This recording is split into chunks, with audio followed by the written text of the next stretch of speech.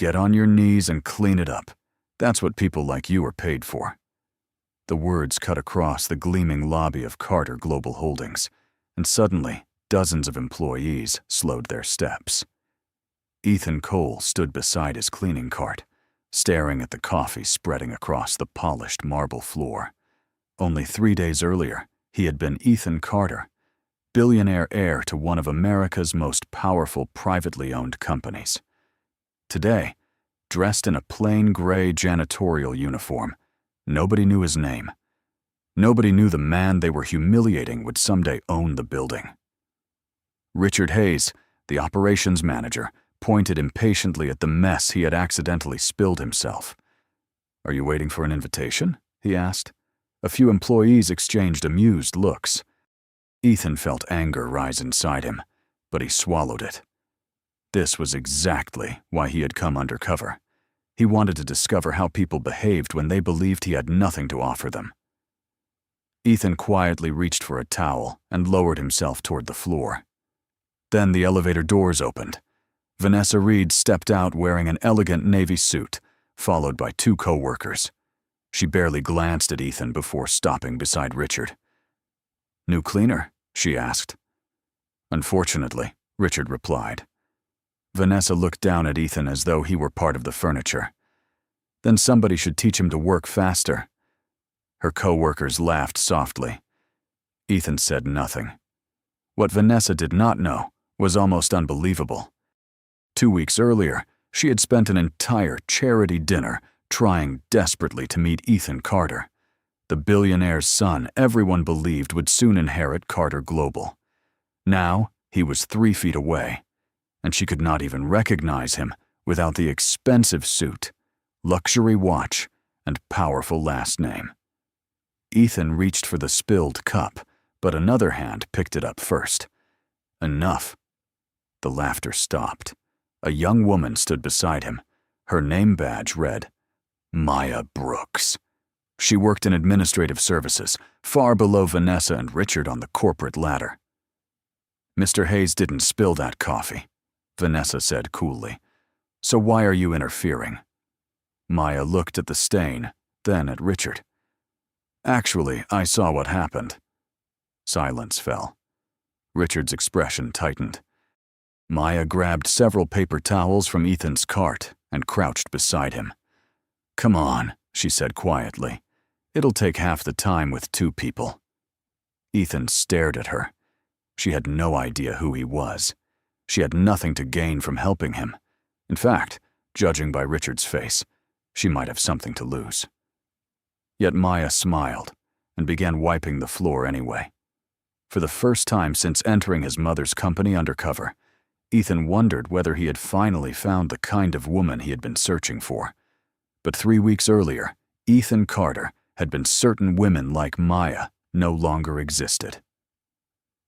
3 weeks earlier, Ethan Carter stood 38 floors above downtown Chicago, surrounded by everything money could buy, and wondering why none of it made him feel secure about the people around him. At 31, Ethan was the only son of Victoria Carter, founder and chief executive officer of Carter Global Holdings, an empire built across real estate, logistics, technology, and commercial services. His apartment overlooked Lake Michigan. His garage held cars most people only saw in magazines. His name could turn a restaurant waiting list into an immediate reservation. Yet Ethan had begun to hate what happened whenever strangers discovered that name. Smiles became warmer. Invitations appeared. Conversations changed. People who had barely noticed him suddenly wanted to become his closest friends. Women who knew nothing about him somehow spoke about destiny after learning who his mother was.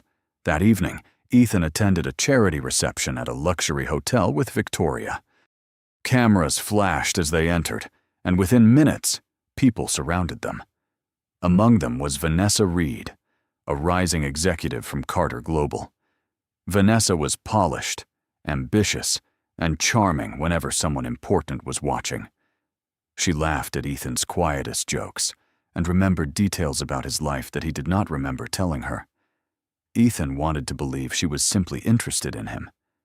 Then he heard something he was never supposed to hear. While walking toward a private lounge, Ethan stopped when Vanessa's voice drifted from around the corner.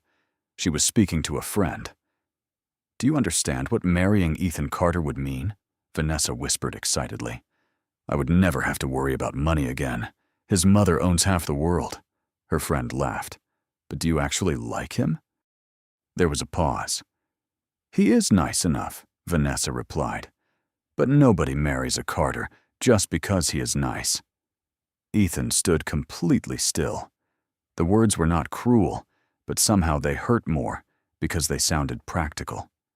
Familiar. He quietly walked away before Vanessa saw him.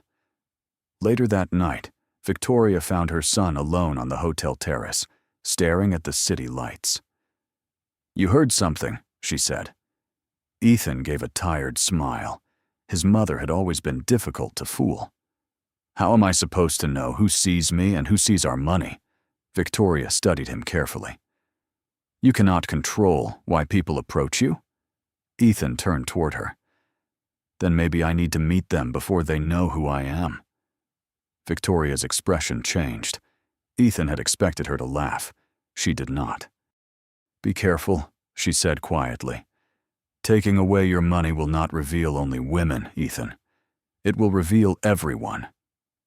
Ethan looked through the glass doors at executives smiling beneath crystal chandeliers. In that moment, an idea began forming, one strange enough to change everything.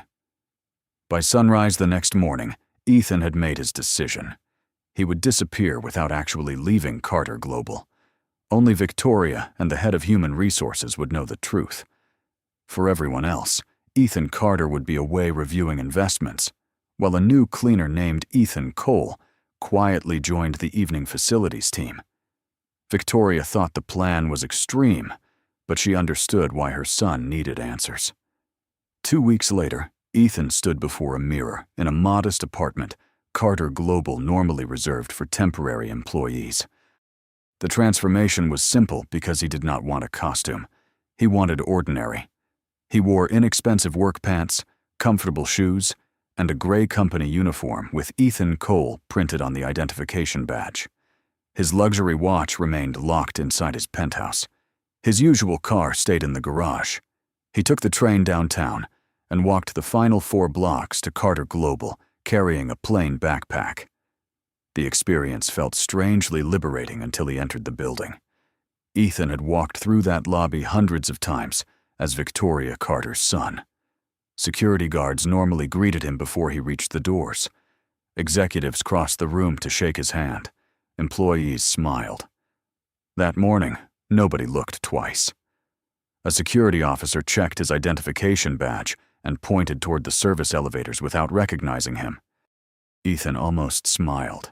His mother's warning returned immediately.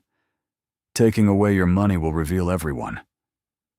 Richard Hayes introduced himself less than 20 minutes later. He barely looked at Ethan before handing him a list of assignments. Restrooms, conference rooms, executive hallway, lobby. Keep moving, and do not bother people while they are working. Ethan nodded. Understood. Richard walked away without another word. By lunchtime, Ethan had learned more about Carter Global than years of executive reports had ever taught him. Some employees thanked the cleaning staff. Most ignored them. A few left unnecessary messes because they assumed someone beneath them would handle everything. Then Vanessa Reed stepped from an elevator with 2 co-workers. Ethan recognized her instantly. His chest tightened. She passed within 2 feet of him without the slightest sign of recognition. Ethan deliberately moved his cart aside. "Good morning," he said. Vanessa glanced at his uniform. "You're blocking the hallway." Nothing else. No smile. No recognition. She continued walking. Ethan watched her disappear into a conference room and finally understood how powerful a last name could be. Near the end of his shift, he entered the employee cafeteria and discovered every table occupied except one. He turned to leave. "You can sit here." Ethan stopped. a young woman with warm eyes moved her bag from the empty chair. Her badge read, Maya Brooks, Administrative Services. "I promise I do not charge rent," she said with a small smile. Ethan hesitated, then sat down. For the first time all day, someone had looked at him before looking at his uniform, and Ethan had no idea that Maya Brooks was about to make his experiment far more complicated than he had ever imagined. Over the next several days, Ethan discovered that Maya's kindness was not reserved for him. She remembered the security guard's birthday. She carried coffee to an older receptionist working through lunch. When a delivery driver arrived at the wrong entrance during heavy rain, Maya walked downstairs and helped him find the loading area instead of complaining. None of these things happened when executives were watching. That mattered to Ethan. He had spent years surrounded by people who became generous whenever cameras appeared. Maya seemed most generous when nobody important was looking. Still, Ethan refused to trust too quickly. One afternoon, he entered the cafeteria carrying nothing but a bottle of water. Maya was halfway through a turkey sandwich when she noticed him. "No lunch today?" she asked. Ethan shrugged. "Forgot my wallet." It wasn't entirely true. He wanted to see what she would do. Maya immediately divided her sandwich and pushed half toward him. "Take it." Ethan looked at the plate. "You do not have to do that." "I know." She smiled. "That is why it counts." The answer stayed with him. Later that week, Richard found Ethan near an executive conference room after a meeting had ended. Several coffee cups and folders had been left behind. Richard frowned. "Why is this room still like this?" "The meeting ended 2 minutes ago," Ethan replied calmly. "Then you had 2 minutes." Richard's voice carried across the hallway. Maya was passing with a stack of documents when she stopped. "Richard, they only just left." Richard turned toward her. "This does not concern you." "Then it should not concern half the floor either," Maya replied, noticing employees beginning to stare. Ethan watched her carefully. Defending him could gain her nothing. Richard controlled scheduling recommendations for several administrative departments. Maya knew that. She still refused to look away. Richard finally lowered his voice and walked off. Ethan exhaled. "You probably should not have done that." Maya looked surprised. "Why?" "He could make things difficult for you." "Maybe." She handed Ethan one of the abandoned cups. "But somebody having a better job title does not make them more important than you." Ethan froze for a moment. People had praised his intelligence, his education, his family, and his future fortune. Nobody had ever needed to remind him that he mattered without those things. Maya started walking away, then turned back. "And tomorrow, bring your wallet. I am not funding your lunch forever." Ethan laughed, genuinely this time. She disappeared around the corner, leaving him alone beside his cleaning cart. He wanted to believe he had found what he came looking for. But experience whispered a warning. Kindness could be real, or it could be another performance he had not understood yet. And before Ethan trusted Maya with his heart, he needed to know which one it was. For the next few days, Ethan stopped testing Maya and simply watched her. Every small thing seemed to confirm what he wanted to believe, and that frightened him more than disappointment ever had. He found himself arriving early just to hear her cheerful good morning. He started looking forward to their short lunches in the cafeteria. Maya never asked what he earned, where he lived, or whether he had powerful connections. She asked what books he liked, what made him laugh, and what he would do if money did not matter. Ethan almost smiled at the irony of that question. Then, one Thursday afternoon, everything changed. Ethan was cleaning the hallway outside a small conference room when he heard Maya's voice through the partially open door. She was speaking with her coworker, Danielle. Ethan had no intention of listening until he heard his real name. "I would never date a man like Ethan Carter," Maya said firmly. Ethan stopped. His hand tightened around the handle of his cleaning cart. Danielle laughed. "You have never even met him." "I do not need to," Maya replied. "Men like that live in another world." Ethan felt something inside him sink. Only days earlier, he had begun imagining what it might feel like to tell Maya the truth. Now the answer seemed painfully clear. She did not want the real Ethan Carter. She liked Ethan Cole, the cleaner who ate sandwiches beside her and worried about paying rent. The billionaire heir behind that uniform was apparently exactly the kind of man she would reject. Ethan quietly moved away before hearing anything else. That evening, Maya noticed the change immediately. "You are unusually quiet," she said when they crossed paths near the elevators. "Long day." "Did I do something?" Ethan avoided her eyes. "No." Maya studied him, clearly unconvinced, but he walked away before she could ask again. What Ethan did not hear was the rest of her conversation with Danielle. After saying she would never date a man like Ethan Carter, Maya had explained why. "I read that interview about Carter Global," she said.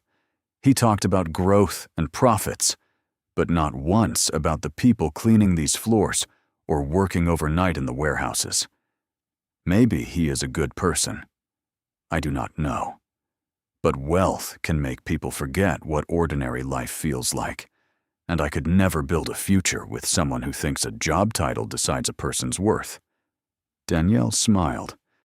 "So you would date a billionaire if he respected people?" Maya laughed. "I would date a good man. The bank account would not decide it." But Ethan was already gone. By Friday morning, he had become distant.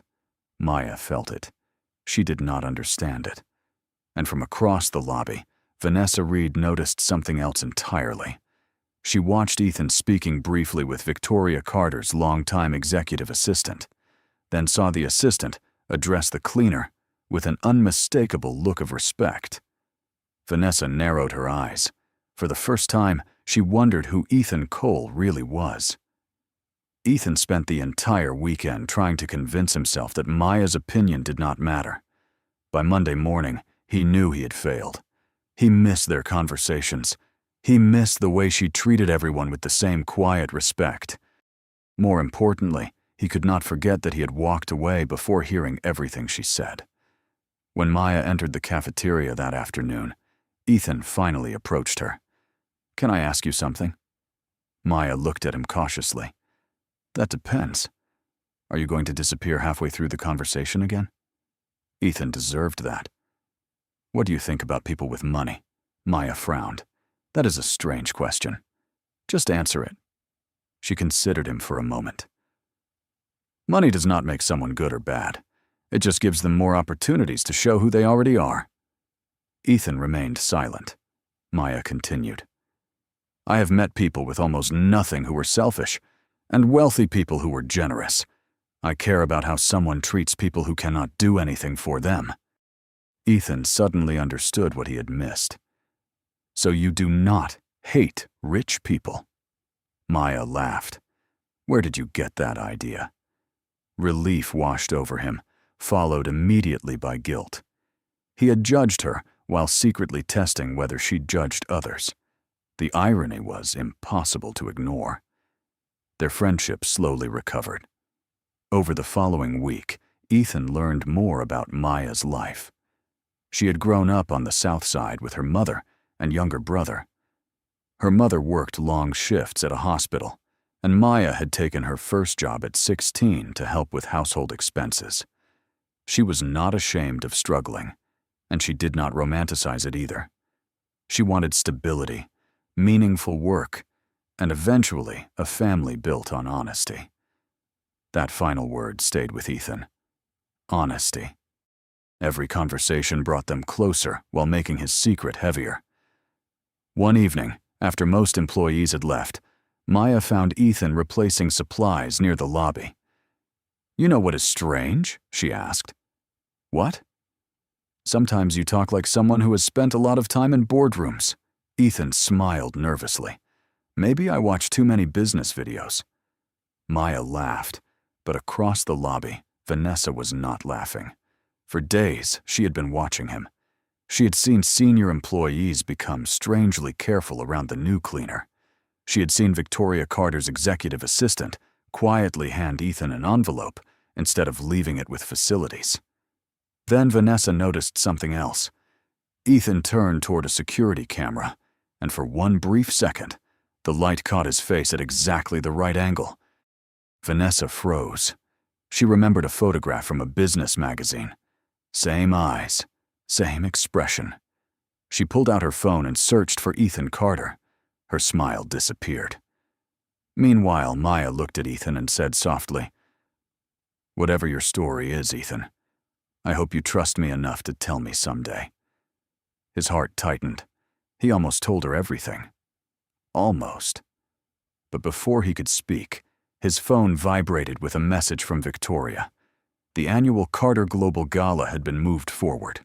It was happening Friday night, and Ethan suddenly realized his secret might not survive that long.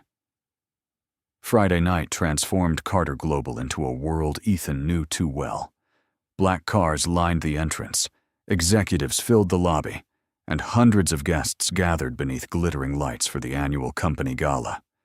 Maya had been assigned to registration, while Ethan remained on the facilities team. He preferred it that way. Tonight was supposed to be his final night undercover. By morning, he planned to tell Maya everything himself. But Vanessa had other plans.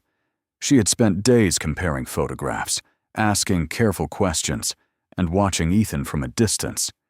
She was almost certain Ethan Cole was Ethan Carter, but she wanted proof before revealing what she knew.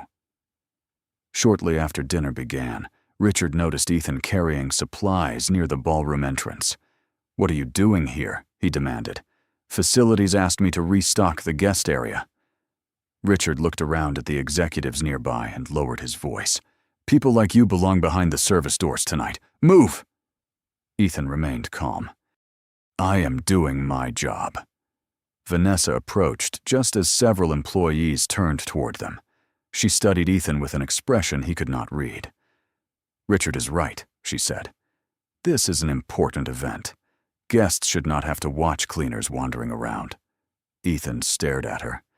If Vanessa truly recognized him, she was hiding it well. Richard reached for Ethan's supply cart and pushed it toward the hallway. "Go downstairs." Maya saw the confrontation from across the lobby and immediately left the registration table. "What is happening?" Richard sighed. "Nothing that concerns you, Maya." "Then why is everyone staring?" Vanessa folded her arms. "Your friend does not understand boundaries." Maya looked at Ethan, then at the people surrounding him. "He is working." "He is embarrassing the company," Richard replied. Maya's expression hardened. "No, treating an employee like he is less valuable because he cleans the building is embarrassing the company." Silence spread through the lobby. Richard stared at her. "Think carefully. Your performance review is next month." Maya understood the warning immediately. Ethan did too. "Maya," he said quietly, "you do not need to do this." She turned toward him. "Yes, I do." Then she faced Richard again. "If respecting another employee costs me a promotion, then I do not want that promotion." Ethan felt his chest tighten. This was no longer an experiment. Maya believed he had no money, no influence, and no ability to help her, yet she was risking her career to defend his dignity. Richard opened his mouth to respond, but a new voice stopped him. "That is enough." Everyone turned. Victoria Carter was crossing the lobby. Conversations died instantly. Richard straightened. Vanessa's face changed. Victoria walked past them and stopped directly in front of the man wearing the gray cleaning uniform. For several seconds, nobody moved. Then Victoria looked into his eyes and said one word. "Ethan." Maya froze. Richard went pale, and Vanessa finally knew she had been right. For one stunned moment, the entire lobby seemed to forget how to breathe. Maya stared at Victoria, then at Ethan. waiting for someone to explain why the billionaire founder of Carter Global had addressed a cleaner by the first name of her only son. Ethan slowly removed his identification badge. "Mom," he said. Richard's face lost all color. Whispers spread through the crowd. Victoria turned toward the employees and guests surrounding them. "Since there appears to be some confusion, allow me to clear it up. This is my son, Ethan Carter." Silence. Then shock moved across the room like electricity. Richard stepped backward. Vanessa immediately softened her expression and moved closer. "Ethan, I knew there had to be an explanation." Ethan looked at her. "Did you?" Vanessa stopped. He remembered the charity reception. He remembered her dismissing him in the hallway. He remembered what she had said only minutes earlier. Nothing more needed to be said. Richard tried next. "Mr. Carter, I apologize. If I had known who you were—" Ethan's expression changed. "That is exactly the problem, Richard. You should not need to know who someone is before deciding to treat them with respect." Richard fell silent. Around them, employees who had ignored Ethan for weeks suddenly avoided his eyes. The experiment had given Ethan the answer his mother predicted. He had seen everyone. But when he turned toward Maya, there was no relief on her face, only hurt. "Maya," he said softly. She looked down at the name badge still in his hand. "Ethan Cole never existed? The person you knew was real. Was he?" Her voice remained quiet, which somehow made the question hurt more. "The lunches? The forgotten wallet? All those questions about money? Was I being tested the entire time?" Ethan hesitated, and that hesitation answered her. Maya's eyes filled with disappointment. "You let me tell you things about my family. You let me defend you. You watched me risk my job while you already had the power to protect yourself. I never wanted you to risk anything. But you wanted to know what I would do." Ethan stepped closer. "At first, yes. Then it changed." Maya shook her head. "For you, maybe." She removed her employee badge from the registration table and placed it beside the guest list. "Maya, please. You wanted to find out whether I could see the man underneath the money. Did you ever stop to wonder whether I deserved to see the truth underneath the uniform?" Ethan had no answer. Maya walked toward the elevators as everyone watched in silence. He had exposed Richard. He had exposed Vanessa. He had proven that Maya's kindness was genuine. The experiment had worked perfectly. Yet as the elevator doors closed between them, Ethan understood the terrible irony. He had finally found a woman who cared about character more than wealth, and his own deception might have cost him the chance to keep her. For the first time since beginning the experiment, Ethan stopped asking what other people had revealed about themselves and started asking what he had revealed about himself. Maya did not return his calls that weekend. On Monday, she came to work, completed her responsibilities, and treated Ethan with professional distance. He respected it. No flowers arrived at her desk. No expensive gifts appeared outside her home. No limousine waited to impress her. Ethan finally understood that using wealth to repair a wound created by hidden wealth would only prove that he had learned nothing. Instead, he turned his attention toward Carter Global. The weeks he had spent pushing a cleaning cart had shown him problems no executive report had mentioned. Facilities workers were excluded from employee programs. Contract staff had almost no voice when supervisors treated them unfairly. People doing essential work were often invisible to the people making decisions upstairs. Ethan presented everything to Victoria. She listened quietly before asking one question. "What are you going to do about it?" Ethan already knew. Richard was removed from management after a formal review uncovered repeated complaints about his treatment of employees. Carter Global created new workplace standards, expanded benefits for eligible facilities staff, and established confidential reporting channels for contract workers. Ethan also began spending regular time with employees outside the executive floors, Not undercover, but openly as Ethan Carter. Vanessa eventually requested a transfer after realizing Ethan had no interest in the attention she suddenly wanted to give him. None of it brought Maya back. That was not why Ethan did it. Nearly 2 months passed before Maya finally agreed to meet him after work at a quiet coffee shop near Lake Michigan. Ethan arrived alone in a simple jacket, carrying nothing except an apology he had rehearsed 100 times and still did not know how to say. Maya sat across from him silently. "I was wrong," Ethan began. "I wanted someone to prove she could care about me without knowing my money.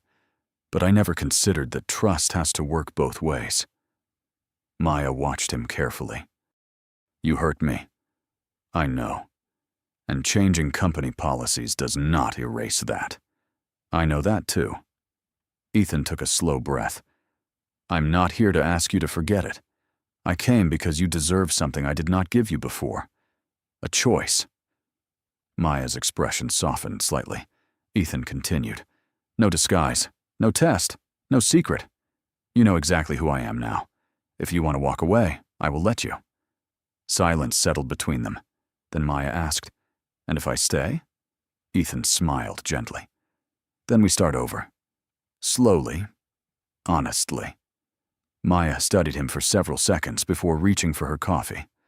"1 coffee," she said. "That is all you are getting today." Ethan laughed. 1 coffee. Months later, they were still taking things slowly, and Ethan discovered that this was exactly what made it real. He had entered Carter Global searching for a good woman, but Maya had taught him something more important. Love was never something another person should have to prove through a secret test. It was something 2 people built when neither of them had anything left to hide.